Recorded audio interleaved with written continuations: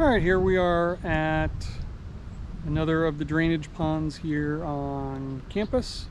You can probably see the dome behind me, but right here is a small little drainage pond similar to the one we were just looking at. It's draining some parking lots here, and it's got this overflow valve or drain that presumably takes the excess water to the sewer system. There, you see this is all dug up here. This used to be a tree. There was a big willow tree here, so they must have cut that down. The roots were probably interfering with the pipe for the drainage system. I don't know if you can hear them, but there are a few birds here that are very unhappy with me. They're called red-winged blackbirds, and they build their nests in cattails. So again, we've got a bunch of cattails around the edge of this pond. There's, I don't know if you can see on the fence over there, the female red-winged blackbird. The male sounds like he's up above me somewhere. He's way up in the top of that tree. As I get closer to the pond, and I think they've got a nesting area over on that side, they will get much closer to me and much louder and not be at all happy that I am close to their nest. I'm not going to interfere with their nest at all, but we'll see if we can get them to come visit me as I get over in that area.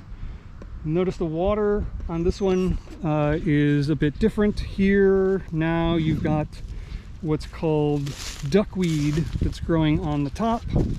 So it is a, there's some right there, I'll get down close here. Duckweed is, ooh, as I sink into the pond. So they have these little roots that hang down into the water, and these 2 or 3 little leaves that float on top of the water. So that is, it's actually a flowering plant. It's the smallest flowering plant. And so you can see that it is covering the surface of this pond. Again, lots of cattails around the edges. All right, so let's take a look at some of the places here. I want to look over here. Oh, so there's a few things. I'm not sure how far I'm going to sink here. This could be exciting. We've got a tadpole right there. If you can see him. There he goes. So we'll see if we can catch some tadpoles. Here's a little snail. This is called a physid snail. There's one crawling on the leaf there. And then you've got, oh, there's a lot of those snails here. And then this guy is called a ram's horn snail. They're much bigger. They live longer, but they're much slower. They're slower to reproduce than the physid snails that'll reproduce within 1 year. There's lots of little insects that are swimming around in here, so I'm going to get out the net, see what we can catch. I don't hear any frogs around this one, which isn't really surprising. This is a much smaller pond, but they're obviously been around because we just saw that tadpole. So we'll see if we can catch some of those things as well. All right, let's go over around the edge here. Oop, if I can get myself unstuck. And in just a second, you'll hear the birds. Oh, they're over there on the fence watching me, flicking their tails and making noises. So they're called red-winged blackbirds because the male has bright yellow and red patches on his wings. The female tends to be more brown in color and blend in, because when she sits on the nest, she wants to be camouflaged.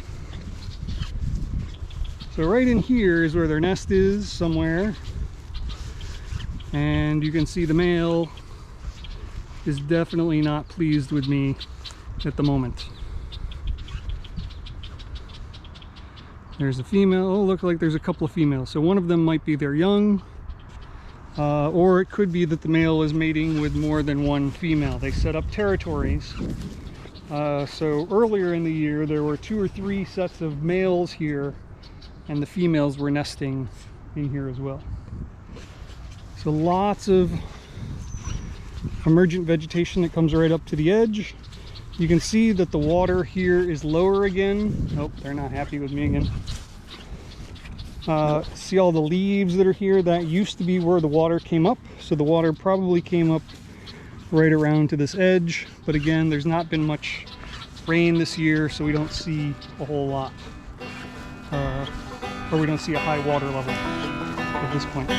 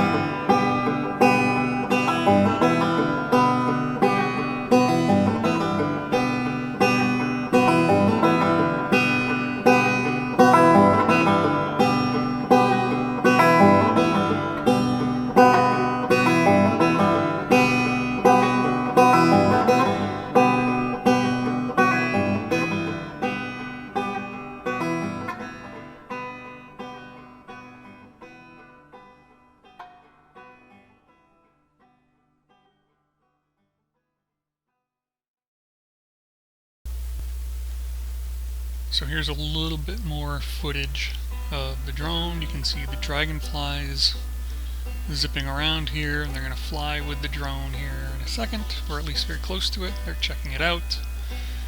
You can see the red-winged blackbird sitting up on the fence, keeping an eye on all of this as well.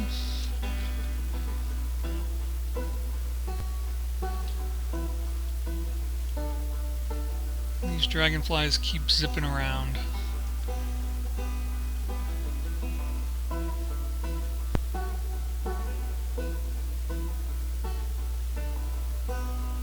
Now what we can see here on this left-hand side are the red-winged blackbirds that keep dipping down into and coming out of the cattails. So again, their nests are right in this area. They don't like to go near them. If they perceive there's a threat around, they'd rather chase that threat away from their nest than actually tell the predator where their nests are. Alright, so I went and used the net, a couple of nets to catch some critters from the second small drainage pond, and found a couple of things. One was those, again, water bugs, the ones that can bite you. There's a couple of those in here. There's a lot. I'm not going to pick them up because I don't want them to bite me. But they're in there. Lots of snails, lots and lots of snails in there. Hopefully when I had the camera under the water, you were able to see some things swim by, so we'll look and see what those are. Let me pick this up here for a second, show you. Hopefully you can see. No, they're all hiding now. There's the water bugs over there. And then the other exciting find was this guy. This is, my hand hurts. See it? This is a dragonfly larva. So we saw those dragonflies that were zooming around. What happens is they spend their larval stage, when they're juveniles, they spend that in the water, swimming around. And just like the dragonfly adults are predators eating insects out of the air, the larvae are voracious predators in the water, and they will eat whatever they can fit into their mouth, which includes little fish and tadpoles and all kinds of different insects. And the other really neat thing about them is, you see how long they are? What they do is when they're ready to become adult dragonflies, they crawl out of the water and they shed their exoskeleton, and you can see, I hope, right behind this one's head, little light yellow areas. Those are going to become the wings. Those are the wing buds. So they come out, they shed their skin, their wings get much long, sort of unfold like a butterfly, and then they become adults and they lay their eggs after mating in the water again. And the abdomen, the belly there, you can see how it's kind of fat at the back end. What they can do is they can take water into their abdomen and shoot it. As they squeeze their abdomen, it shoots out like a jet, and so they can jet propulse themselves through the water and attack things very quickly. So I'm going to let these guys go here in just a second. I'll hold this. I'll hold the dragonfly so we can see that. And I also want to take the pH test again. I'm going to pour that out. So here is the dragonfly larva in my hand. It does not like to be out of the water right now, so I'm going to just hold it for a second so you can see it. And then you can see right on the back, those are going to be the wings. Nope, and there it goes. Let's see if it jets around at all. Nope. All right, so now